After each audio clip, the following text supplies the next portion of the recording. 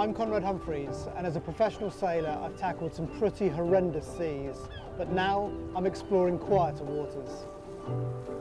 I've sailed and raced all over the world, but there's really no place like home. I'll be travelling along the south coast of Devon in my beautiful lugger, Bounty's End. This is a very, very heavy boat to row on your own. For centuries, people and goods have sailed these waterways. They were trading routes, fishing waters, and sometimes even battlegrounds.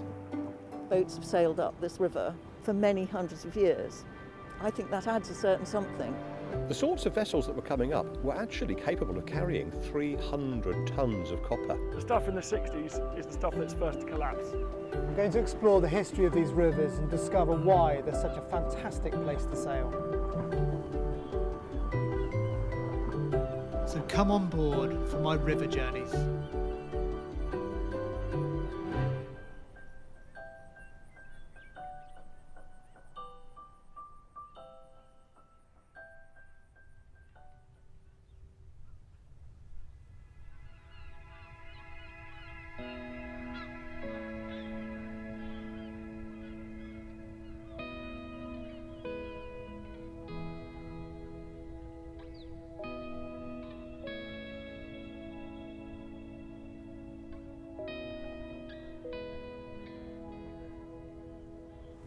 Okay, let's get some sail up.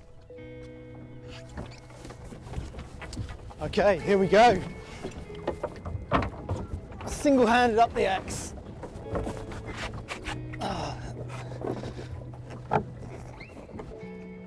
It's been a long time coming, this.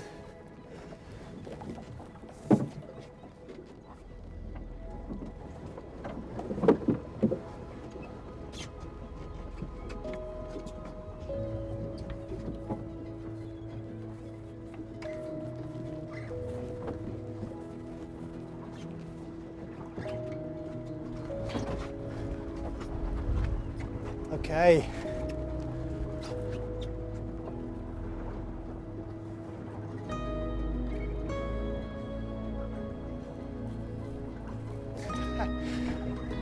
Oh, look at that.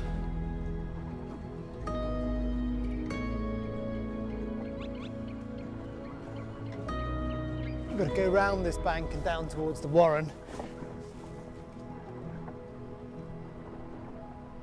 It's just fantastic to be back here in Exmouth after 40 odd years. I would sail my cadet and race up and down this exact stretch of water. And here we are, going back round, tons of memories flooding back. It's just, yeah, amazing. And this is just how it used to be growing up here. We'd spend all of our energy and time trying to tack along these banks and try and cheat the tide, get out of the tide. I first sailed here as a 9-year-old. It's a little cadet, 10-foot cadet, so less than half the size of this boat. And this is where I grew up. This is where I learned to sail. A lot of things have changed since that time.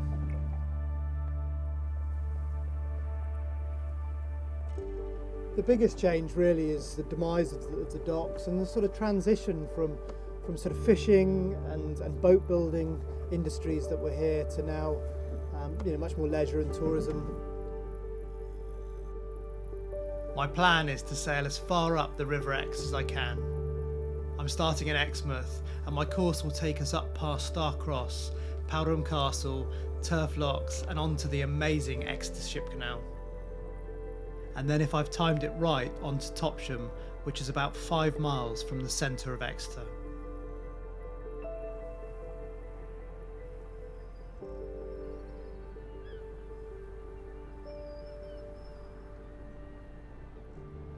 So the wind direction is from the north, which means it's blowing really straight ahead of us, and Bounty just doesn't sail very well into wind.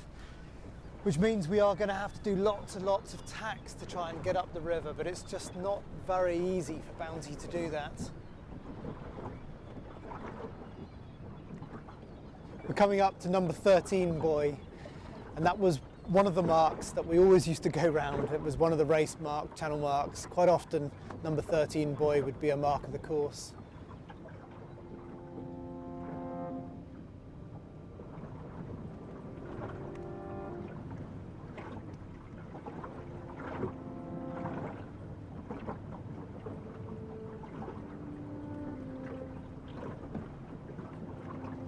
River Exe is probably the most demanding and challenging place to sail. I grew up here, so I think I should know it pretty well, but it's really hard.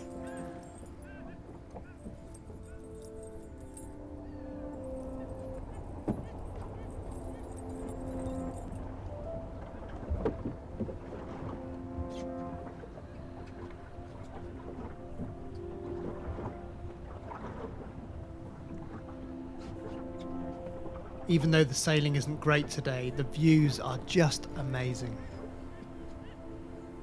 From this part of the river we can see the imposing Powderham Castle, home of the Earl of Devon. The current Earl is the 28th generation of the family to live in the castle. Just up from Powderham is Turf Locks, which is the entrance to the Exeter Ship Canal. For many years it was the canal that enabled larger ships to get right up into the heart of Exeter. Here we go, the wind's dropped, I'm going to have to get the sails down.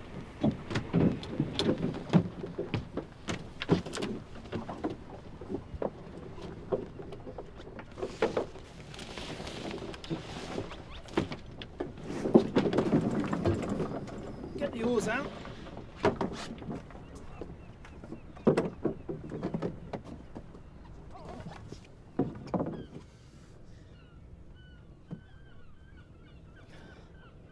The canal is one of the oldest in the country and was something of a trailblazer with its use of technology.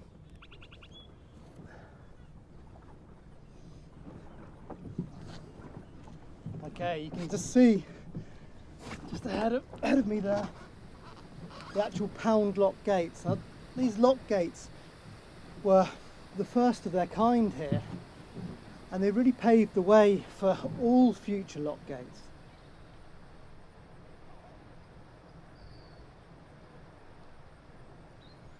How you doing, Conrad? Hey Graham, how you doing? All right, mate. I'll tell you what. That's a good workout. This is hard work. The first part of the canal, all those years ago, back in 1566, was little more than a ditch. And of course, horses would take you into the city.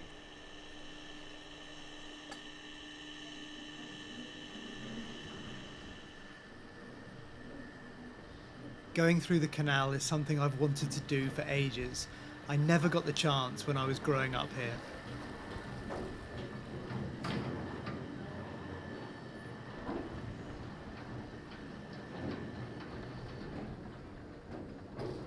This is the first canal that had pound locks, and there are a couple of them on this canal. And so the system was evolved and developed and proved here in the Exeter Ship Canal, and that led to all the rest of the canal system throughout the country. A few hundred years ago, when the canal wasn't here, it was incredibly difficult to get merchants to take boats up to Exeter.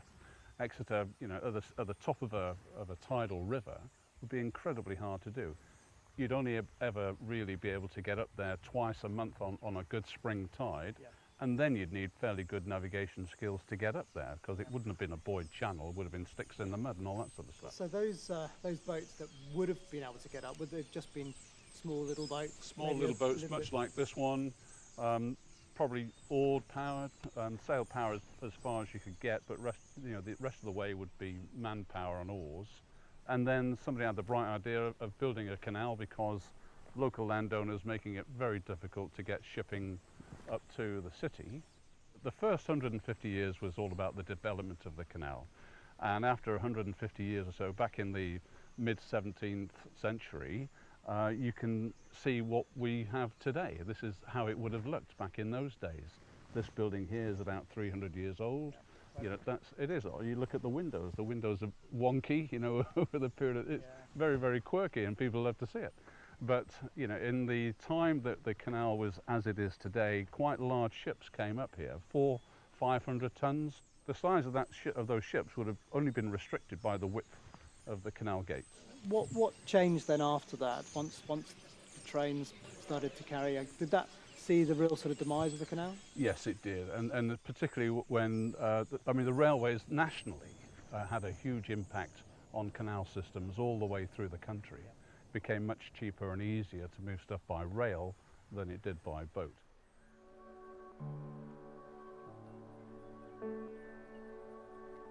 Five-mile trip up to the city centre through here, and it's beautiful, it's glorious. It's the best kept secret in Devon, it really is. Marvellous open countryside, marshlands, bird sanctuaries, you see everything here.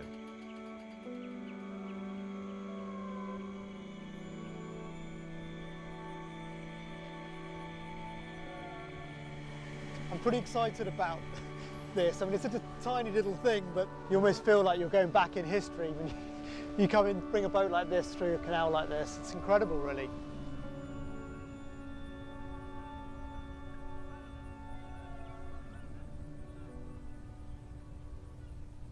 I'm completely stuck. I think with all the summer growth, we've got quite a lot of weed, and you can see the weed on the oar. It's just very, very difficult to get too much further up the canal.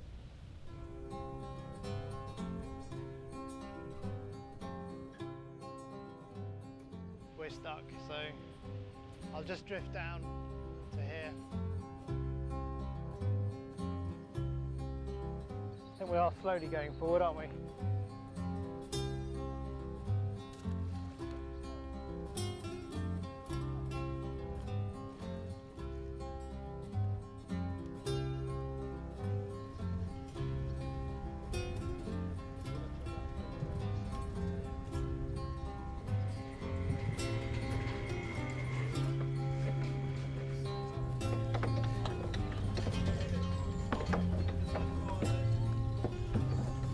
Certainly hard work trying to row into these little locks, but it's absolutely so rewarding to see that it can still be done.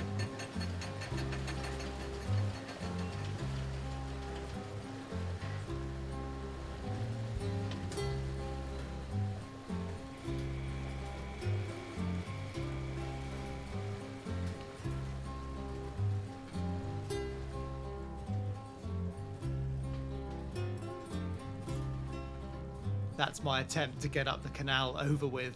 I'm going to take my chances on the river instead.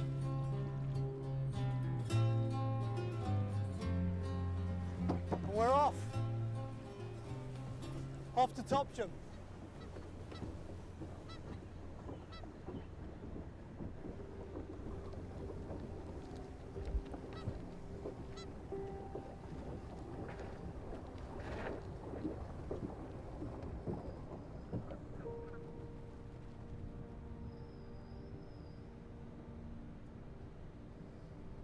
So we're just coming up to Topsham. It's hard to believe, but the last time I was here, I was 9 or 10 years old, sailing my little cadet. And I used to sail up from Exmouth to Topsham because there was a really good fleet of cadets up here, and you'd have a little championship race up here, a slightly bigger collection of boats.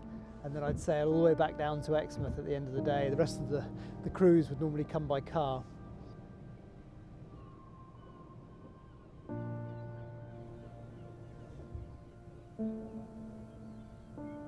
The shipbuilding here was massive. The government ordered the shipbuilders here to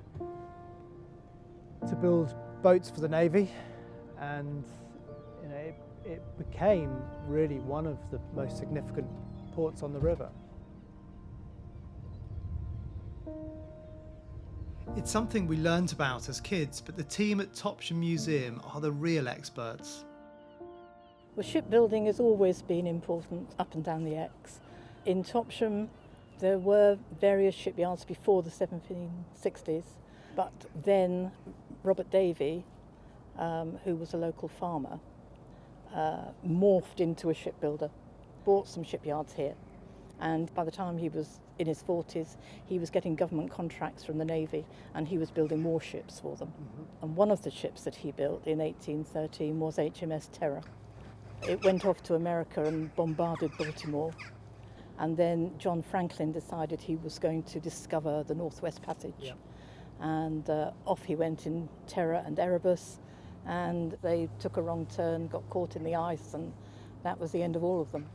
How significant was that period of boat building? As far as Topsham was concerned, it was enormous. As far as the country was concerned, it was also very important. Britain was at war on and off with France. The Napoleonic Wars were in full flow, and Robert Davy built 27 warships of various kinds for the Royal Navy.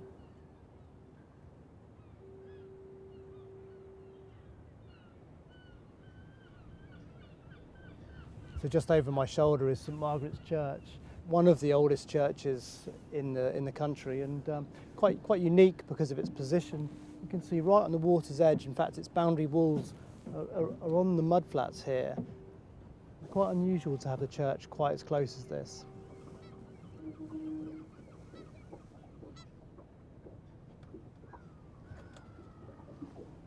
So we've reached the limit of the river. I'm just going to row alongside Topsham Sailing Club, really for old time's sake. You can see the M5 motorway just ahead of us there. Hey.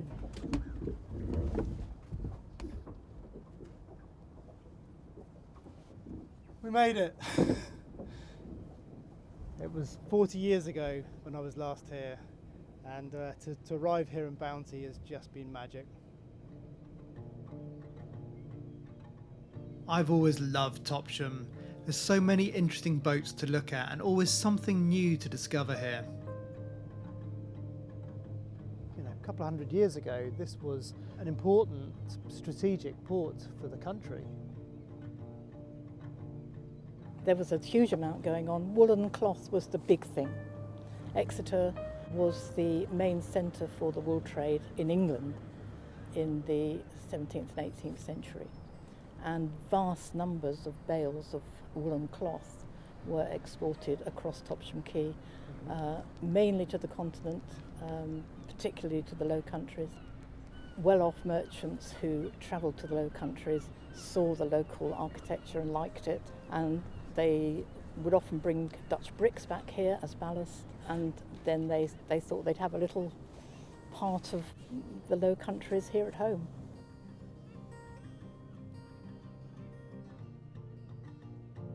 And there's every chance Topsham's Dutch-inspired architecture would have been appreciated by royalty. When William of Orange came to England to take the throne, he landed at Brixham, but all his goods, his guns, his ammunition and his money came ashore at Topsham. And it was about the time when the Dutch houses along Strand were being built. And it must have been an extraordinary sight if you were a builder standing on top of the scaffolding and you just glanced at the estuary. You may well have seen apparently 100 ships sailing up the estuary, bringing all William of Orange's goods and chattels with them.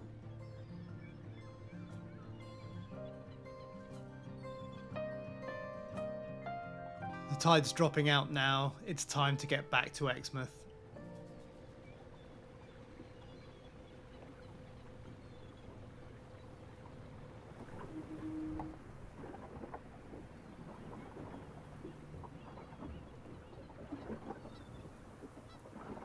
One of the great things about the River Exe is, you know, as a sailor, you learn everything here. You learn about the tides, you learn about the sort of range, various wind range conditions. You go out to sea, you've got waves. You really have everything here. It's one of the best places to learn to sail. Certainly if you can sail well on the Exe, you can sail well anywhere.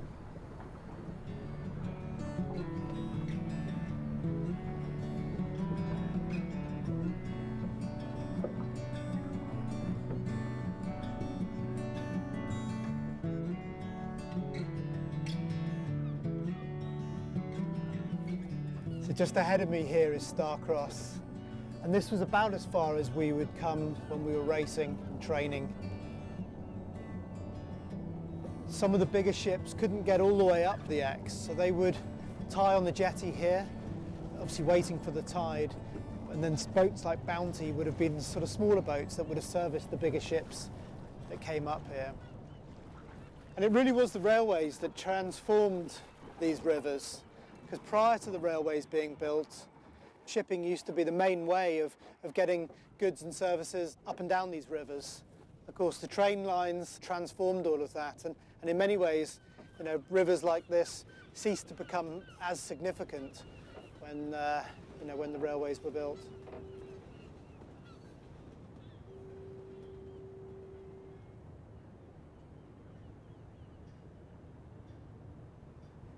This is just lovely. Really lovely.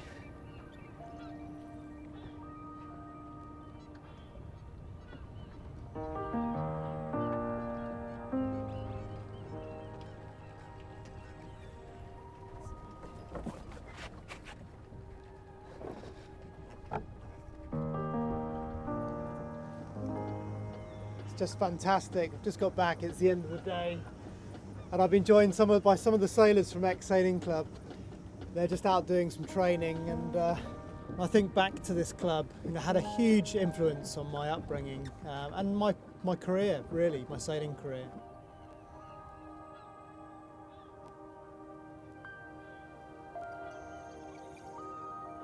I'm not sure single-handed racing in a 18th century lugger cuts it, really.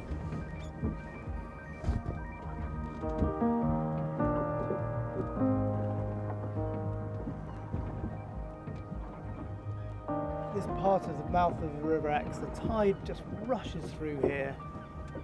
It's so difficult for a small boat.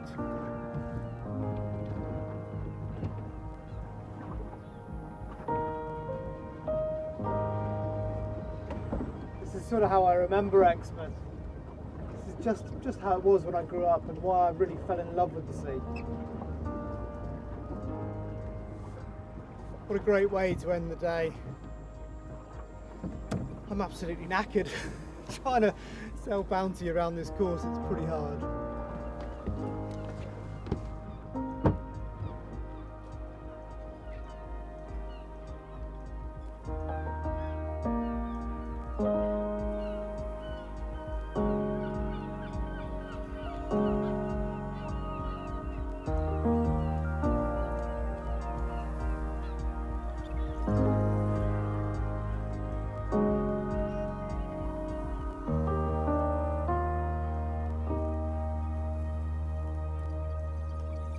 Next, I'm heading west to the River Dart, home to the Royal Navy's officer training base and perhaps some of the most beautiful river valleys in the country.